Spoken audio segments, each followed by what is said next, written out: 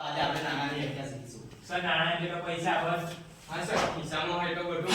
અરે મને એટલું સહેલું ન સમજો. તમે કોણ? હું વિનિમયનો માધ્યમ છું. મારે ખરીદી વેચાણ થાય છે, દરેક વસ્તુની કિંમત બતાવું છું. અરે વાહ, બીજું?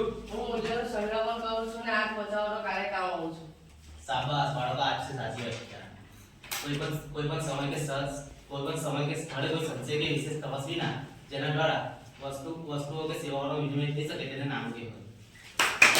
હમણાં તમે નાણાં માટેનો એક પ્લે જોયો, નાણાંની વ્યાખ્યાનો, કે જેની અંદર તમે જોશો કે જે નાણાંનું કાર્ય કરે છે એને નાણું કહેવામાં આવે છે એવું કહેવા માંગતા હતા.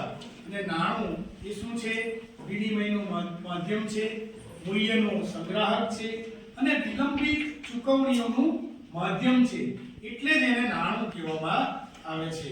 તો આ નાણાંની વ્યાખ્યા તમે સમજ્યા છો ને બરાબર? તો આ નાણાંની વ્યાખ્યા પરીક્ષામાં પણ પૂછાય છે.